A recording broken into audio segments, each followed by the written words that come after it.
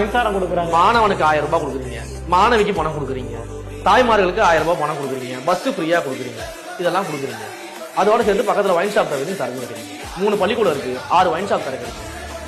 நீங்க கொடுக்குற காசை கொண்டு போய் குடும்ப தலைவர் என்ன பண்றாரு, உங்ககிட்டயே திரும்ப டாஸ்மாக்ல கொடுக்குறாரு. அப்படி கொடுக்கும் போதாவது நீங்க நியாயமா இருந்திருக்கணும். அட்லீஸ்ட் எம்ஆர்பி ரேட்ல நீங்க கொடுத்துருக்கணும். ஆனா நீங்க என்ன பண்றீங்க, பாட்டிலுக்கு மேல 10 ரூபாய் வச்சு ஊழல் பண்றீங்க. அது ஒரு 1000 கோடி ஊழல்னு கேஸ் வருது. அதுக்கு இடி நடந்துகிட்டு இருக்கு, ரைடு போய்கிட்டு இருக்கு. நேத்து கூட பாத்தீங்கன்னா டாஸ்மாக் முக்கிய அதிகாரிகள் எல்லாம் ரைடு போயிருக்கு. 1000 கோடி ஊழல்னு சொல்றாங்க. இதெல்லாம் முதலமைச்சருக்கு தெரியுமா தெரியாது?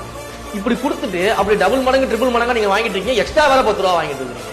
இவ்வளவும் பண்ணிட்டு நீங்க நாங்க 4 ஆண்டு கால சாதனை பண்ணிட்டோம், 26லயும் நாங்க தான், 31லயும் நாங்க, அடுத்த 15 வருஷத்துக்கு நாங்க தான் அப்படின்னா நமக்கு எப்படி கோட்டச்சாமி தூங்காதீங்க எந்திரிங்க அப்படின்ற மாதிரி தானே இருக்கு. அவங்க பல சாதனைகளை பண்ணிருக்கோம், மக்கள் எங்களுக்கு வாக்களிப்பாங்க நம்புறாங்க. அவங்க பண்ண ஒரே சாதனை மக்கள் வேதனையில வச்சிருக்கிறது தான். வேற எந்த சாதனையெல்லாம் அவங்க பண்ணல.